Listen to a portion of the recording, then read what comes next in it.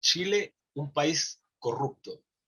La palabra corrupción proviene del latín corruptio, que se forma de los vocablos con, que quiere decir junto, rumpere, que quiere decir quebrar, y el sufijo io, que quiere decir acción y efecto. O sea, corrupción es la acción y efecto de quebrar.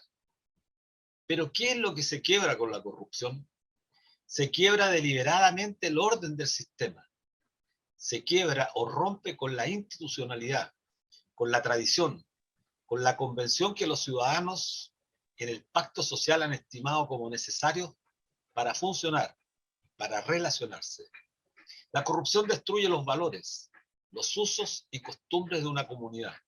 Quebranta las normas que regulan las relaciones entre personas e instituciones y las relaciones entre instituciones. Y por tanto la descomposición y decadencia que provoca la corrupción corroe toda la sociedad con consecuencias que son insospechadas. Si la respuesta a la corrupción es la impunidad, entonces estamos en presencia de un Estado fallido que pone en peligro toda la cohesión social y, por supuesto, la paz social. Cuando hablamos de corrupción, siempre habrá que tener presente diferentes delitos que forman parte de esta putrefacción de la conducta humana.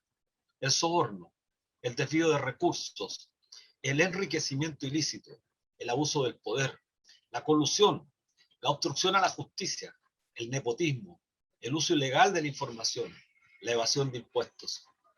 Los hechos develados esta semana en que nuevamente un comandante en jefe del ejército es sometido a investigación por presuntos casos de malversación son la evidencia más nítida que este flagelo de la descomposición se incubó y desarrolló hace mucho tiempo.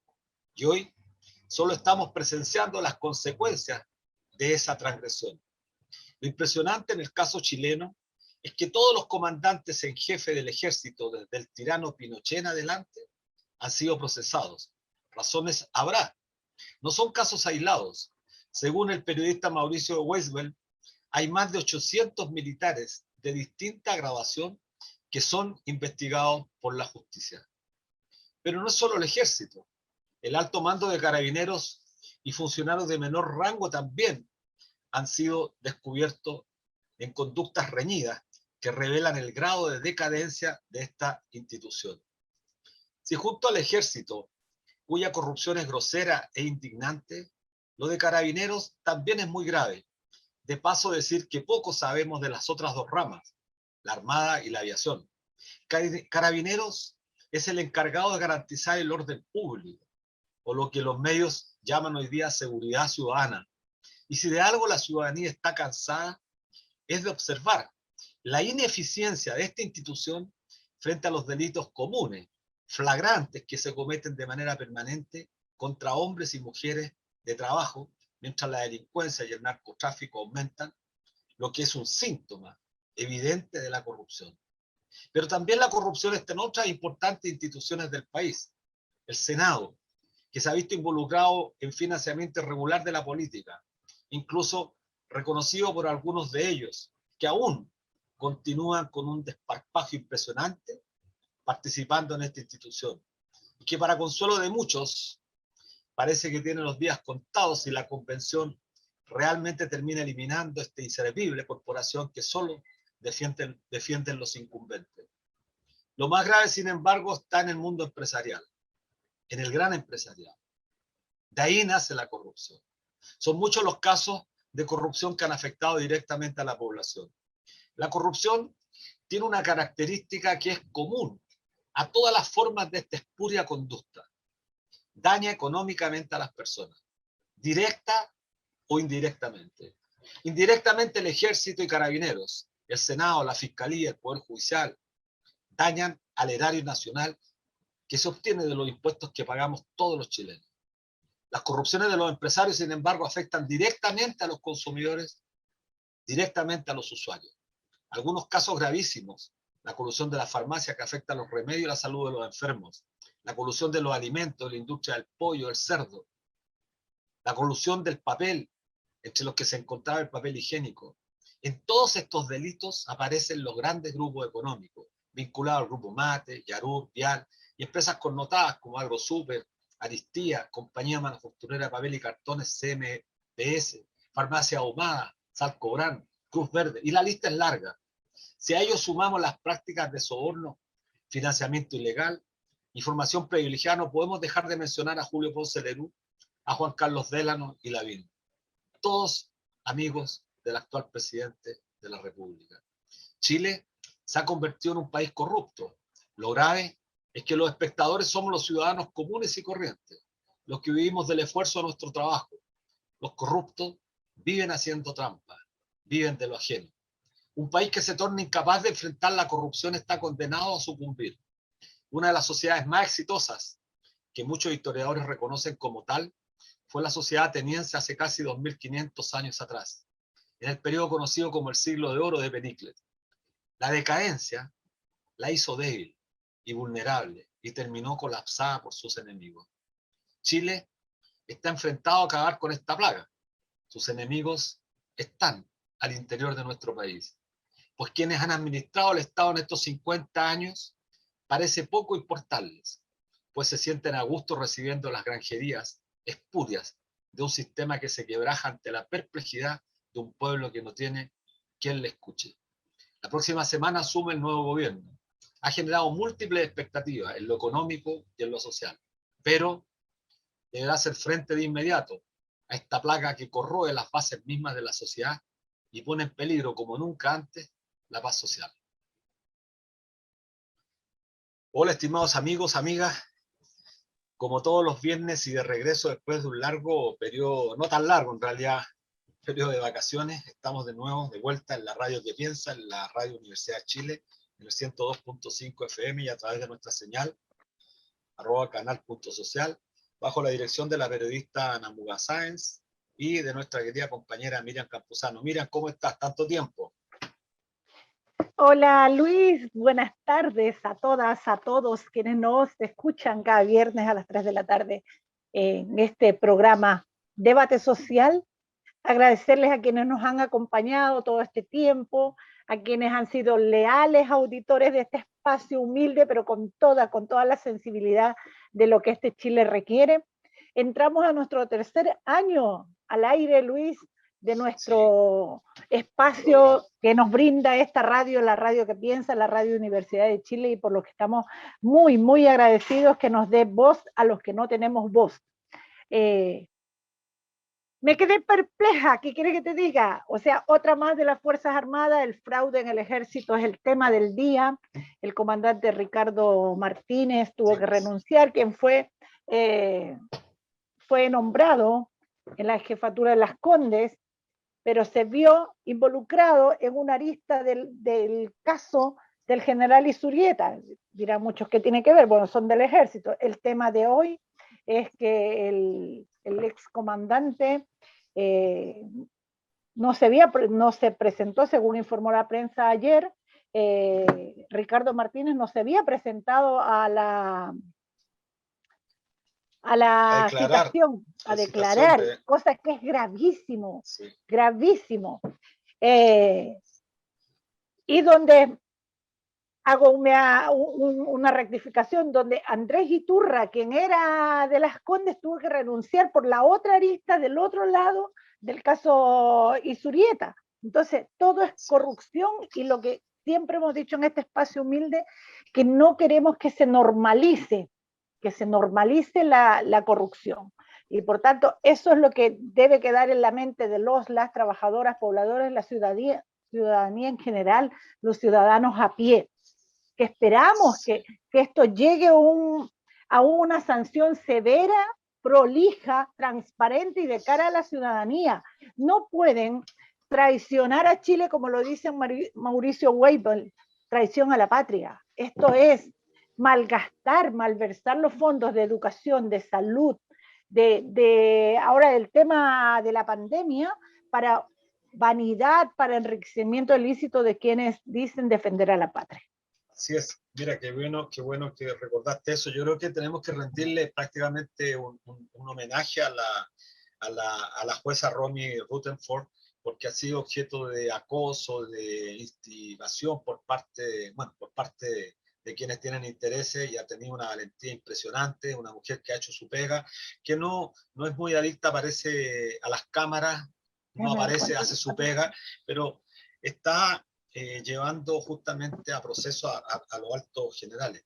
Por eso es re importante lo que decías tú, Debate Social está cumpliendo 3 años y estamos nosotros comprometidos a llevar al debate y a la opinión pública estos temas que son relevantes. La corrupción es un peligro para todos, especialmente para los más débiles, especialmente para los ciudadanos comunes y corrientes, y por eso hay que combatirla ahora. No podemos dejar que esto siga incrementándose, porque los políticos tradicionales, mira, tienen dos formas de apoyar la corrupción. Una con este senador Moreira, que ya es un fenómeno, yo diría, casi único, no solamente en Chile, en el planeta. Y la otra es, el apoyo se obtiene con el silencio de los senadores, con el silencio de los políticos, que no salen justamente a brindar su apoyo a una jueza que ha sido asediada por quienes han cometido prácticas de corrupción. Así que yo creo que estamos en un buen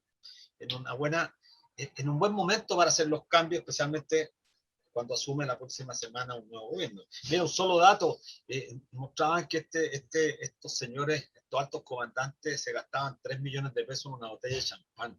Es decir, 10 veces lo que percibe un trabajador. El ingreso mínimo está en 350.000 pesos. ¿Ya? 3 millones, o sea, una cosa demencial que afecta a la ética, afecta a una sociedad completa.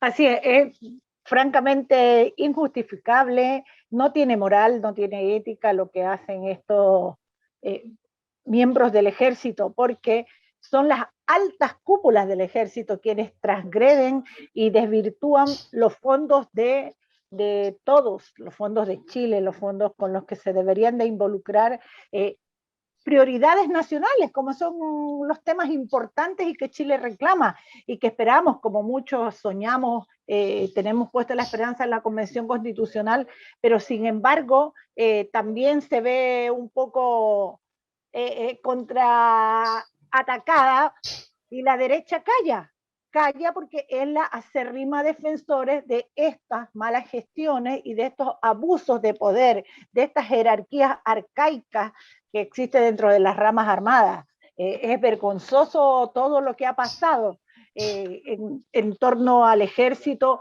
a la PDI, a los carabineros. La corrupción no puede normalizarse y eso es lo que Chile demanda hoy en día.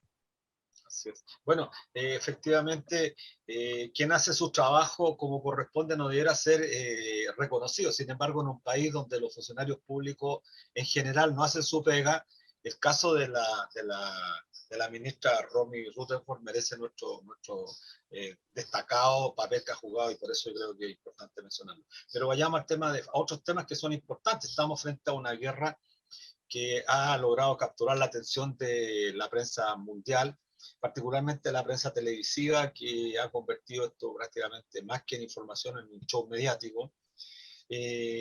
Somos absolutamente contrarios a la guerra. Creo que los y las trabajadoras somos siempre partidarios de la paz y no podemos estar a favor de una iniciativa bélica como la que se está llevando adelante. Sin embargo, como ha salido muchas veces también en la misma prensa, no se le da la misma cobertura, y aquí se nota que la guerra responde a intereses económicos, responde a intereses políticos. No se le da la misma cobertura en la parte dramática de lo que ocurrió en Afganistán, de lo que ocurrió, por ejemplo, en Siria, en Irak. Son países absolutamente destruidos. ¿Por quién? Bueno, por los Estados Unidos. La OTAN es la gran responsable. Yo creo que hay responsables primero. Putin, por supuesto, que es un tremendo responsable. Pero aquí está la OTAN, la Comunidad Europea, Estados Unidos. Y lo que debemos hacer en el mundo del trabajo es justamente presionar porque haya paz, porque la paz es lo que permite a los más débiles no sufrir las consecuencias de aquellos que fomentan los enfrentamientos bélicos con propósitos que son absolutamente inmorales. Y ojo, que la prensa manipulada y la prensa mediática que trabaja a favor de un sector no ha dicho nada, que nuestros fondos de pensiones están en gravísimo riesgo y ahora es cuando más la gente debería refugiarse en el fondo DIE. Pero como hicieron tanta campaña en contra de esos fondos, ahora todos callan, los medios, la prensa hegemónica no habla de los fondos de pensiones, es más, acepta los millonarios pagos de las AFP para mal informar respecto de la gestión. Sí, oye, mira, qué importante recordar eso. A propósito a nuestros auditores, hay que señalarle lo grave que está ocurriendo en el proceso constituyente, la incursión de AFP Cuprum en esta propaganda obscena, absolutamente política, que está financiando prácticamente todo. Tú te metes al YouTube, te aparece la propaganda de Cuprum que habla de la libertad, el derecho de propiedad sobre los fondos, el derecho de herencia, circunstancias que eso no tiene nada que ver con seguridad social. Es la, yo diría, absoluta, bueno, la impunidad en este país para que sociedades anónimas intervengan en la arena política en un proceso constituyente. Y esta FP Cuprum es de capitales americanos, entonces gravísimo el papel que están cumpliendo ellos en esta materia. Así es, pues. Callan porque son callados a fuerza de la danza de los millones. La corrupción es tan grande que los mismos empresarios dueños de AFP son los dueños de las grandes televisoras en Chile, de las cadenas de radio, y la línea editorial obedece entonces a esos intereses. Dicen que estamos en la hora, mira, que por un corte. Sí, estamos en la hora, vamos a quedarnos con una canción ad hoc, posiblemente en la segunda parte me ausente, tengo algo urgente que hacer, por eso estaba un poco distraída, así es que vamos a escuchar The Clash y a la vuelta tendremos una gran invitada. Así es. Hola, hola, ¿cómo están? Estamos de vuelta en nuestro espacio de debate social en la Radio Universidad de Chile. Hoy tenemos una gran invitada a nuestro programa, la convencional constituyente Yanis Meneses Palma, quien es trabajadora social de la Pontificia Universidad Católica de Valparaíso, constituyente electa por el Distrito 6 y hoy coordinadora junto a César Valenzuela de la Comisión número 4, quizás una de las comisiones que se espera con mayor, valga la redundancia, expectación, porque trata sobre los derechos fundamentales, una de las causas, yo diría, esenciales, que son el motivo de lo que despertó el 18 de octubre. Y Yanis Meneses, una mujer muy joven, se ha caracterizado por tener mucho carácter, creo que es relevante decirlo acá en la Radio Universidad de Chile para nuestros auditores, porque creo que eso es lo que le falta a nuestro país, hombres y mujeres, pero particularmente mujeres con carácter, que tengan convicciones, que esas convicciones estén dispuestas a sostenerlas, a defenderlas independiente del juicio crítico que generalmente hace la prensa mercurial con todos sus satélites, y que busca inhibir, y que muchas veces desgraciadamente lo logra, porque la gente joven termina intimidándose ante la presión. Y Yanis lo decía antes que empezar el programa, me parece que es una persona firme en convicción y creo que eso tenemos que apoyarlo, independiente que en el debate generemos deliberación.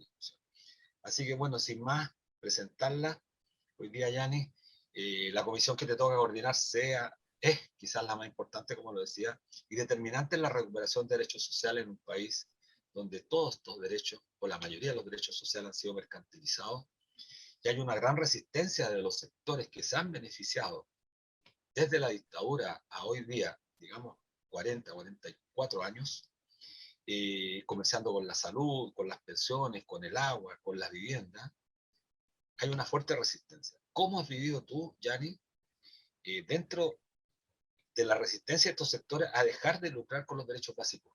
¿Cómo ha sido este tremendo desafío que has tenido? Estamos junto además, aprovecho de presentar a nuestra querida compañera Ana Muga, la directora que en esta oportunidad está en reemplazo de nuestra compañera Miriam Camposano. Así que bienvenida, Yanis, un abrazo grande. Hola Luis, hola Ana. Bueno, primero agradecer por supuesto la invitación. Hace tiempo tenía también ganas de poder venir a conversar con ustedes. Hace mucho rato que no nos encontrábamos en este espacio, ¿no? Porque nos hemos encontrado en otros momentos. Claro. Muchas gracias por la presentación. Creo que uno de los elementos centrales que mencionas, Luis, tiene que ver con la convicción, ¿no? Nosotros tenemos la característica, yo soy una constituyente de movimientos sociales constituyentes, y tenemos la característica que la convicción es uno de los elementos centrales y que nos caracteriza como en este caso, como constituyente del movimiento social. Y justamente como bien tú mencionas, estoy coordinando ya hace 3 semanas o casi un mes, ya estoy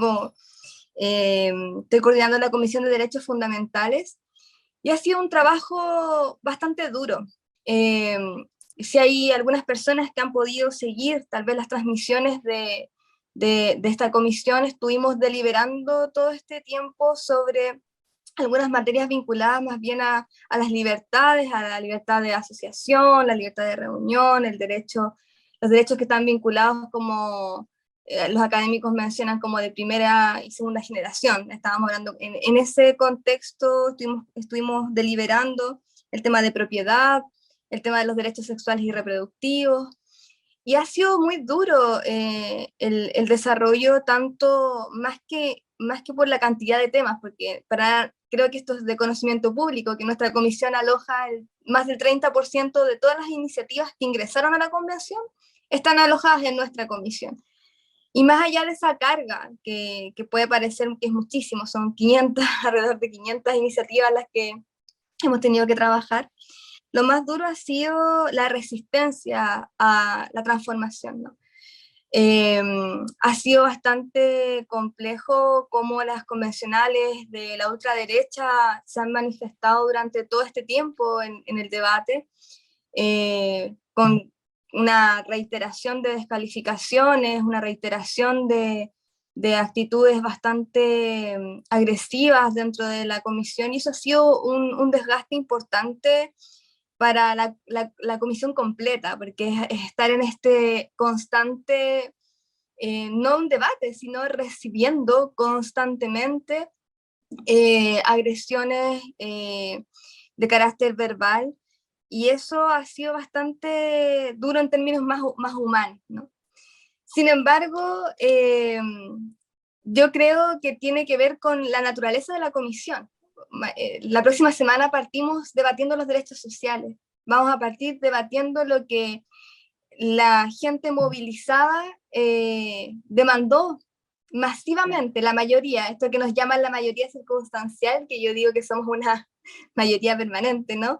Las mayorías de Chile demandaron cuestiones muy concretas, muy concretas. Entre ellas tienen que ver con la salud, la educación, la vivienda, la seguridad social, el tema del agua, y eso vamos a debatir ahora, la próxima semana. Entonces imagínense cómo va a estar esta comisión, va a estar muy interesante. Claro. Y también seguramente con un debate que no va a estar exento de algunas tensiones. Claro. Y bueno, nuestras convicciones van a ir a empujar también como el desarrollo de estos debates que se vienen ahora la próxima semana. Yanis, y que en esta comisión concentra, como tú bien dices, todos los anhelos de la gente, digamos, de conseguir, de conquistar, y es donde ellos van a medir también si funcionó o no la Constitución, porque va a ser en lo que ellos reciban permanentemente de aquí desde que se instaure en adelante, digamos, en derechos.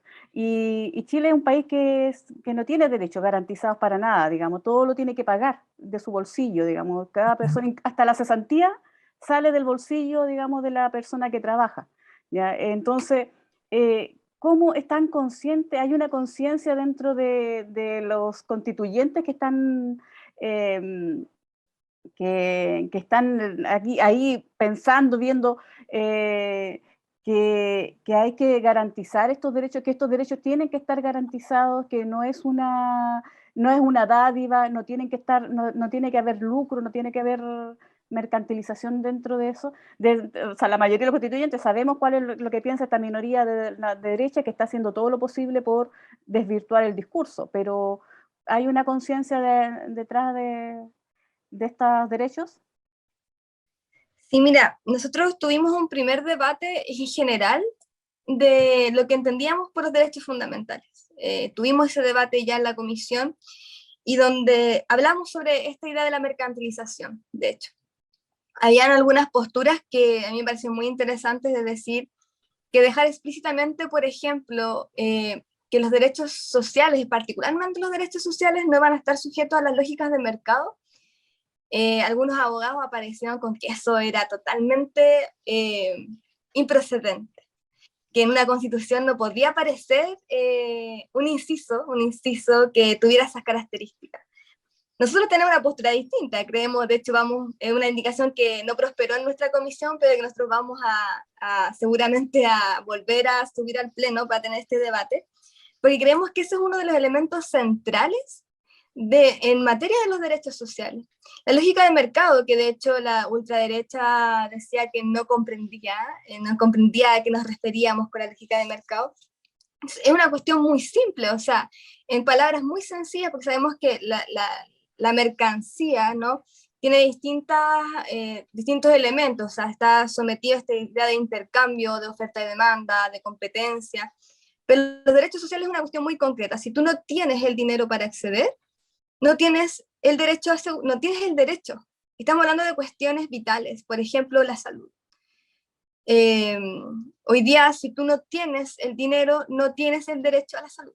Eso es lo que ocurre hoy en nuestro país, y es una cuestión totalmente inédita. Nosotros, en materia, al menos, por ejemplo, en la educación, esta idea de una educación pública, estatal, totalmente abandonada. Estamos viendo ahora, y estaba viendo noticias, cómo estaban saliendo los colegios públicos generalmente que están totalmente en infraestructuras deplorables. Este abandono tiene que ver con esta lógica, ¿no? Tiene que ver con cómo este Estado subsidiario ha dejado al alero del mercado, de esta lógica, la garantía de los derechos sociales. Y en ese sentido, bueno, hay un ánimo de las izquierdas, ¿no?, como podríamos decirlo, porque hay una diversidad, ¿no? La ultraderecha intenta homogeneizar, ¿no?, intenta decir que es la izquierda, nos dice la izquierda radical, está tomando posturas sobre esto, y son las izquierdas que hemos hecho un esfuerzo muy importante en ponernos de acuerdo, y hay una idea central de sí, pues, que el Estado tenga un rol distinto.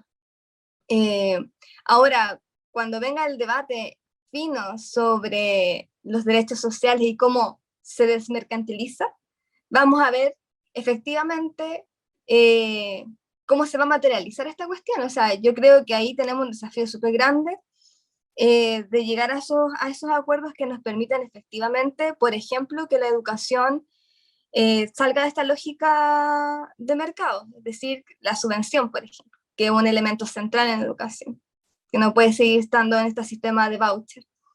Y ahí al menos yo veo que hay un ánimo al menos generalizado de sí que el Estado cambie su rol, pero hay que ver cómo se plasma eso también en términos de las normas que se vayan a establecer. O sea, ahí en el detalle también se juega harto el cómo se va a materializar esta idea. Claro. Bueno, estamos con Gianni Meneses, quien está dirigiendo la comisión número 4 sobre seguridad social, debatiendo un tema muy interesante. Gianni, hay una deformación, yo diría, cuando se enfrenta a esta derecha que ha sido tan insolente, tan atrevida, rompiendo incluso con normas convencionales que todos tenemos prácticamente internalizados desde nuestra formación educativa, ¿eh? Hemos escuchado ya exabruptos que rayan la más absoluta insolencia. Pero esos son, yo diría, episodios que no tienen mucha trascendencia, que lo que buscan justamente es lesionar moralmente a la gente más pura, a la gente más joven que llegó con muchas ganas de cambiar nuestro país en beneficio de todos, de todas, el caso tuyo y de muchas más, que tratan justamente de lesionar moralmente, herir a la gente. Pero en el fondo lo que ellos buscan es perpetuar el modelo de despojo, perpetuar el modelo de profundas inequidades que hay en Chile. Entonces usan esta táctica de la insolencia, lo exabrupto, porque en el fondo lo que quieren es ganar tiempo de forma tal que nos veamos en julio sin la posibilidad de poder tener un texto que garantice, como bien decías tú, derechos fundamentales. Y yo te quiero plantear lo siguiente, porque me parece muy, muy interesante los conceptos que has vertido tú respecto a esta desmercantilización que está asociado al tema de la privatización. Porque lo que se trata en Chile hoy día es de desprivatizar, porque nuestro país normalizó esta idea de que la salud, las pensiones, la educación es privado, en circunstancias que quienes tenemos más años sabemos que eso no ha sido así.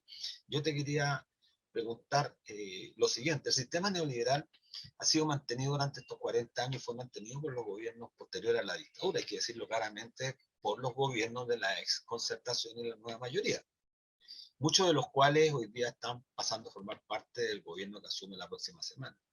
En el inconsciente instaló la idea esta de los principios contrarios a lo colectivo y a lo social, apelando a esta lógica del individualismo, a la competencia desenfrenada, al exitismo. Ejemplo de ello, cuando la educación era gratuita, los estudiantes egresaban sintiéndose en deuda con la sociedad. Los médicos se sentían endeudados con el país que había ayudado a que estudiaran una carrera compleja. Los artistas lo mismo, le devolvían la mano con servicio público. Hoy salen con una tremenda deuda y con la mentalidad de recuperar todo lo gastado lo antes posible en el mundo privado.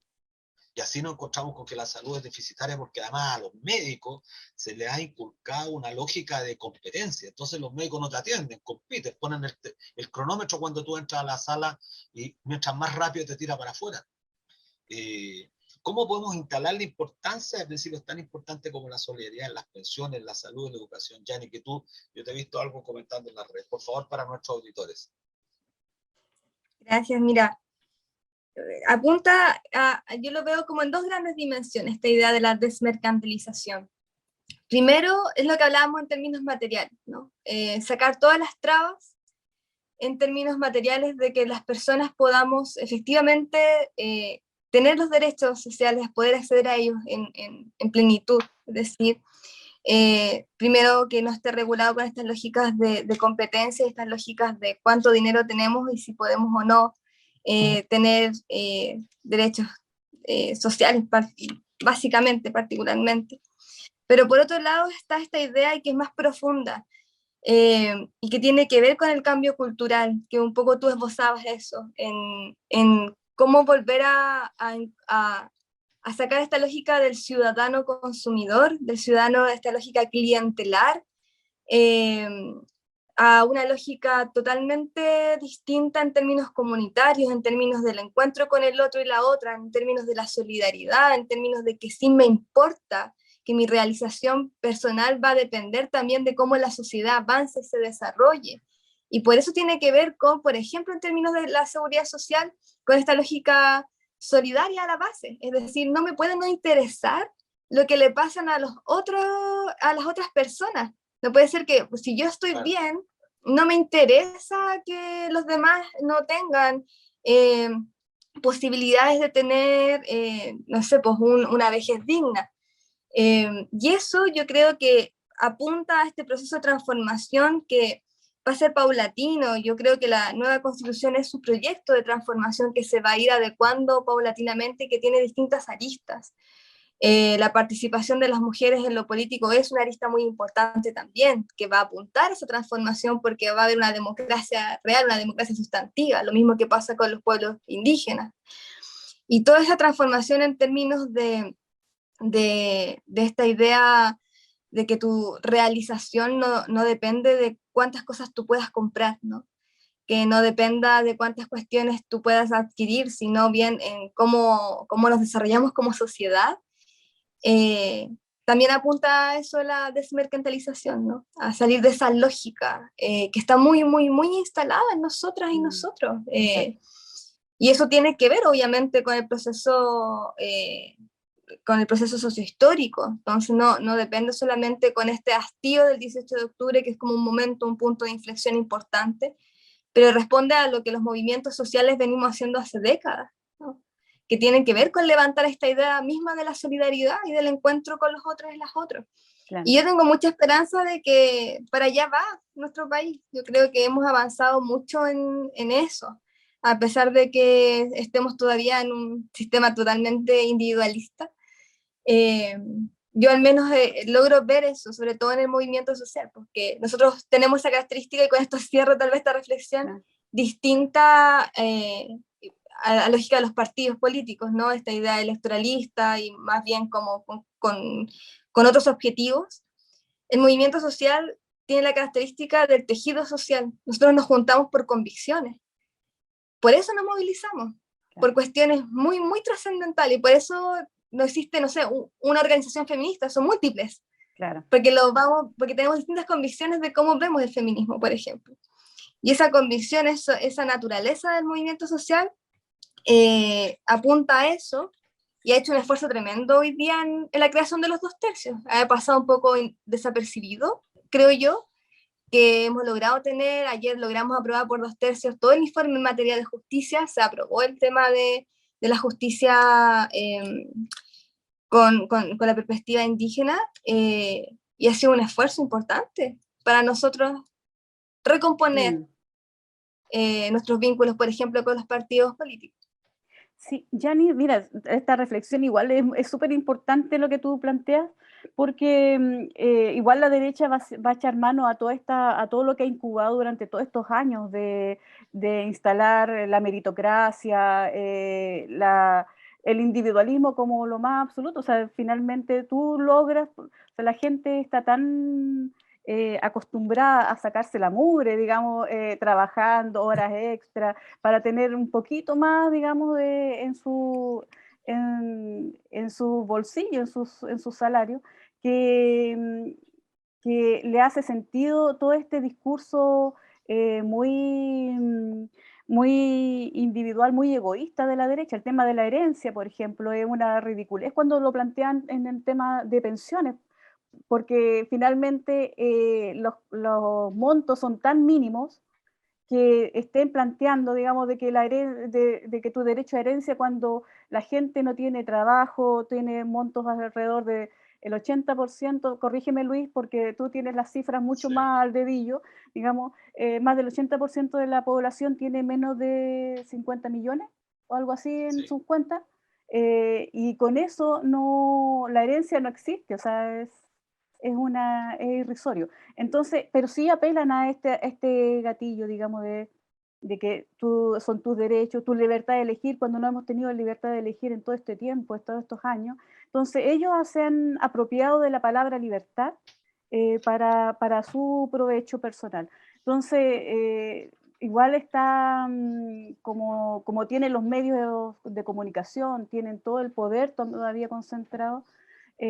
¿Cómo hacemos como sociedad, como gente que está esperanzada, digamos, en la Constitución, que salga una Constitución que cambie el Chile que hemos conocido durante todos estos años, para que no triunfe este discurso, para que no genere, digamos, para que no apelando a lo más primario, digamos, al egoísmo más primario, triunfe un discurso totalmente ajeno a lo que queremos como una sociedad solidaria, colectiva, que crezca en conjunto y no crezca solamente las 10 familias, los 10 grupos poderosos del país, que son los que se enriquecen permanentemente. Entonces, ese discurso es cómo hacemos, cómo llegamos hacia la gente común y corriente que tiene que votar en el plebiscito de salida, con una propuesta que le haga sentido. Esa es la que le haga sentido, digamos, a la gente, al feriante, a la persona que no está contratada porque siempre hace pololo. O sea, ese es al trabajador común y corriente que vive de un sueldo. ¿Cómo hacemos para que eso le haga sentido y haya una respuesta favorable en el plebiscito de salida? Plebiscito de salida que es obligatorio. Que es obligatorio, que todos van a tener que votar, y entonces ahí va a ser mella este discurso.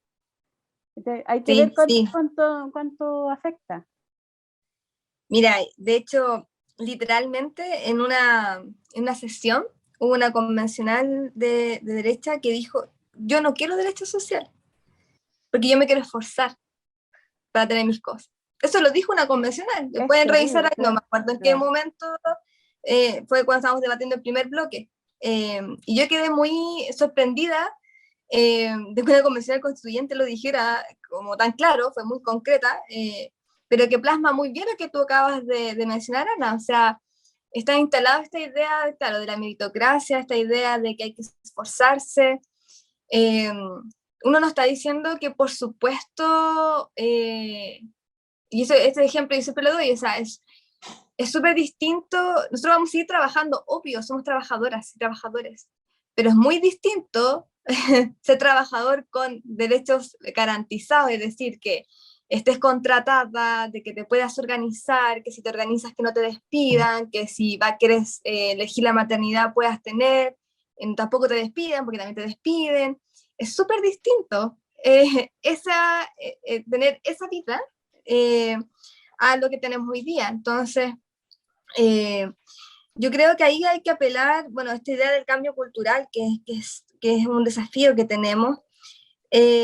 Hay que también recordar lo que ha pasado en estos últimos años de pandemia, por ejemplo.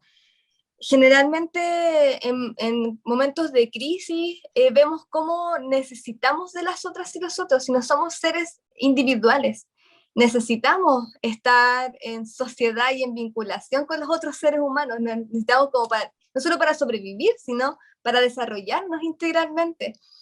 Y esa idea van a ser muy de sentido común, como bien decías tú, Ana, que claro que vamos a tener que nosotros ahí tenemos como movimientos sociales una responsabilidad muy grande, nosotros que tenemos arraigo territorial, que tenemos trabajo de base, que construimos política desde los territorios, tenemos ese tremendo desafío de ir a disputar ese sentido común, de ir a decir, mira, ¿sabes qué?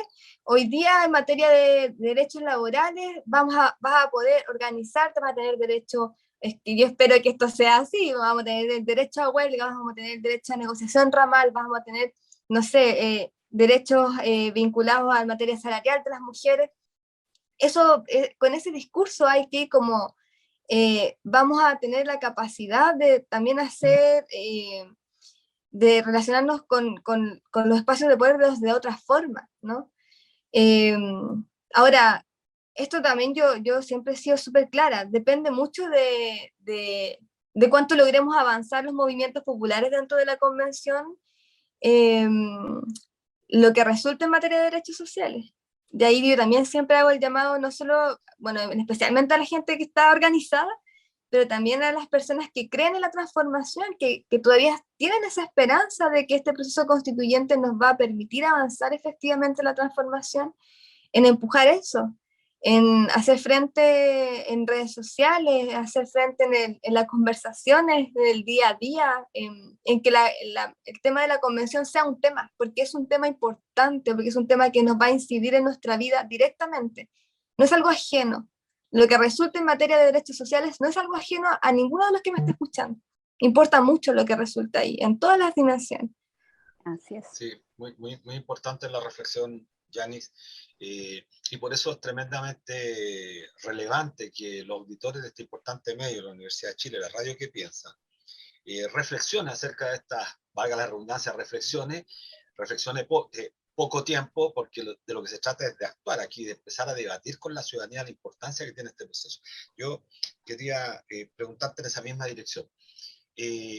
Se pretende normalizar, porque hay que decirlo también con mucha fuerza, Chile es un país, casi una isla a nivel planetario, en orden a que ciertos derechos fundamentales no los tenemos garantizados.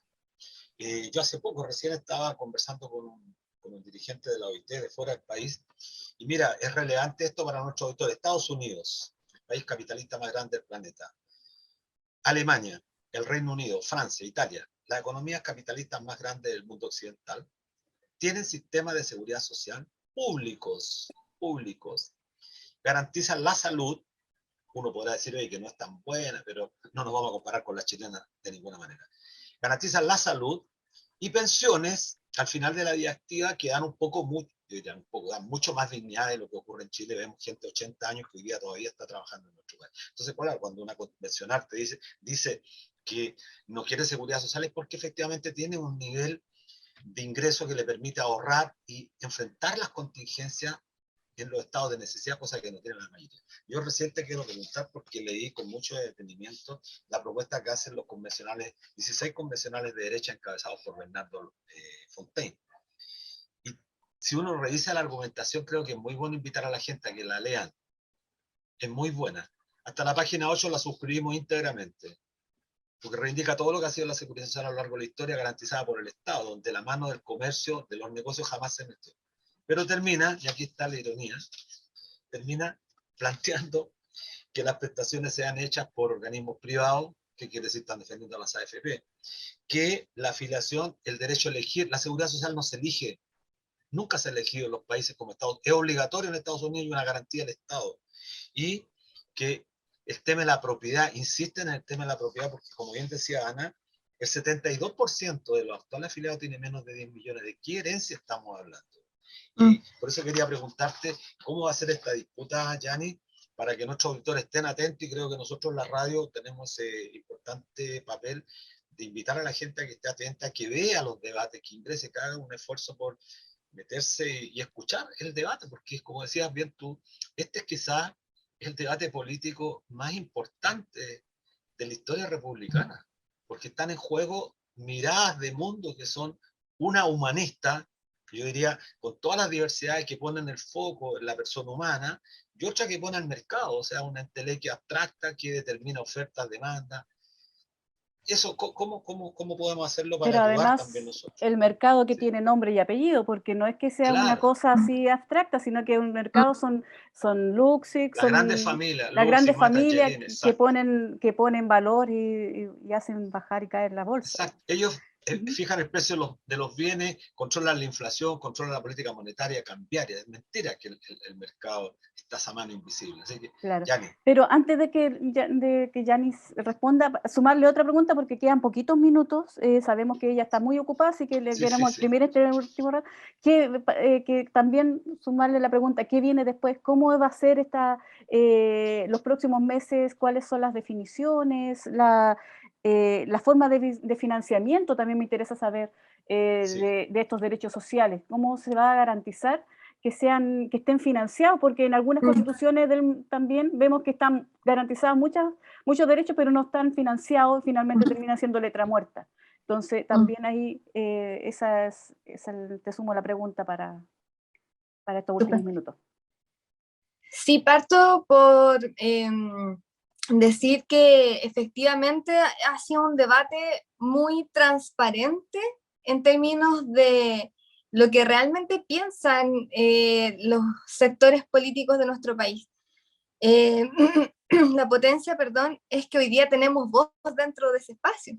Creo que nunca habíamos podido tener un debate donde la voz popular pudiera expresar de primera fuente cuáles son nuestras convicciones de proyecto de sociedad, porque nosotros nos han planteado toda esta idea de que no tenemos capacidad de diálogo, por ejemplo, con la derecha, la ultraderecha, que está al menos en mi comisión, porque en mi comisión está la ultraderecha. Y no es que no tengamos capacidad de diálogo, es que tenemos visiones políticas, ideológicas totalmente contrapuestas.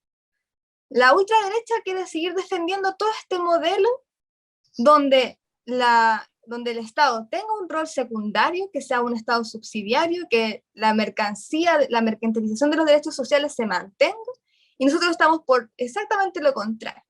Eso es lo que ocurre en nuestra comisión. Tenemos posiciones ideológicas distintas, y yo no tengo ningún problema con decirlo. Yo voy a ir a defender que por supuesto cambiemos esta lógica de mercado neoliberal para nuestro país. Eso es lo que vamos a ir a defender allá, y creo que nosotros, o al menos yo y Bastián, que somos los que estamos en la Comisión de Derechos Fundamentales, hemos sido de los más transparentes, y creo que nadie tiene dudas de lo que estamos defendiendo ahí. Y claro, efectivamente, los ejemplos que mencionaba Luis dan cuenta del experimento neoliberal que es Chile. O sea, los particulares subvencionados, que en el tema de educación, es el único país en el mundo que existe esa figura. El único país en el mundo. Entonces, ¿cómo es posible que nos mencionen como que la educación, por ejemplo, en términos de la educación pública estatal, fuera una anomalía? Si en todo el mundo es así.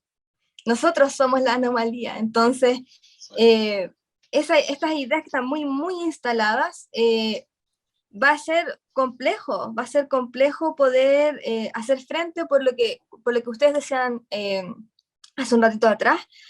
Tienen mucho poder, sobre todo los medios de comunicación.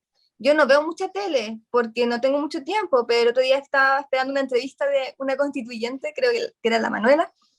Vi sé que me estoy alargando, pero es importante que lo sepan. Vi un comercial de una AFP que era un descaro porque era una propaganda política. que sale en la tele abierta. Sí, Cuprum, que está en todo el YouTube, está en toda la prensa internacional, es vergonzoso. Con recursos nuestros. Es un descaro, porque a mí me generó eso, fue como, no tienen ningún pudor. Entonces, estamos en ese nivel de asimetría. Entonces la organización y estas conversaciones, estas reflexiones son muy, muy importantes de empezar desde ahora. O sea, el trabajar por ir desplegando lo que está pasando en la convención, por seguir impulsando la fuerza del apruebo es desde ahora, no un mes antes del plebiscito, ¿no? Tiene que ser desde ahora, eso es una urgencia. Y respecto al tema del financiamiento, que es muy importante, por eso lo anoté para poder dar respuesta, porque nosotros tuvimos un debate del tema del financiamiento, y principalmente creo que era no voy a decir que era el convencional, porque puedo que sea una imprecisión, pero hay convencionales de mi comisión que mencionaron que no era constitucional mencionar el tema del financiamiento. Para nosotros es vital que quede garantizado el tema del financiamiento en materia sobre todo de derecho social, porque efectivamente corremos el riesgo de que nos quede una nueva constitución declarativa. Entonces el financiamiento no da lo mismo. Y ahí nosotros tenemos propuestas que pasaron en la comisión, pero que vamos a tener que también resubir en el pleno porque se cayeron algunas de esas propuestas, y sobre todo en materia de, bueno, yo siempre voy a educación, que es lo que más me manejo, pero el financiamiento basal, directo y permanente es una cuestión vital de poder instalar en esta nueva constitución. ¿Y qué viene? Que viene en la convención, vienen 2 meses que van a ser muy intensos porque van a empezar a pasar todo el trabajo de las comisiones, van a pasar al pleno. Es decir, que todas aquellas discusiones del pleno que alcancen los 2/3 pasan al nuevo texto constitucional. Y por ejemplo, la próxima semana se va a debatir sobre derecho sexual y reproductivo, que es algo que a las feministas nos tiene muy alertas, que si alcanzamos los 2/3 va a pasar al nuevo texto. Entonces se van a venir meses, 2 meses al menos, que van a haber, bueno, son 7 comisiones, entonces van a haber 7 comisiones que vamos a estar mandando estos informes, y que aquellas normativas que alcancen los 2/3, que es un quórum, insisto, altísimo, que ha generado un trabajo tremendo de las fuerzas transformadoras de la convención para ponernos de acuerdo, logren llegar a esta propuesta del nuevo texto constitucional. Entonces, estamos en un momento clave de la convención, un momento clave y vital, sobre todo en materia de derechos sociales, porque se va a debatir y se va a mandar al pleno. Así que hay que estar muy, muy, muy alertas, expectantes y movilizados en estos meses. Sí, bueno, queremos agradecer a Yanis Meneses Palma, sabemos que tienen mucho trabajo ahora hasta contra el tiempo, así que agradecerle que se haya destinado un espacio de su trabajo para conversar con los auditores de Radio Universidad de Chile. Así que todo el éxito, Yanis, un gran abrazo. Te agradecemos, Yanis, y a ver si podemos más adelante de nuevo volver a puntualizar, a tener claridad en algunos puntos. Muchas gracias a ustedes, que estén muy bien. Gracias, que estés muy bien tú. Chao.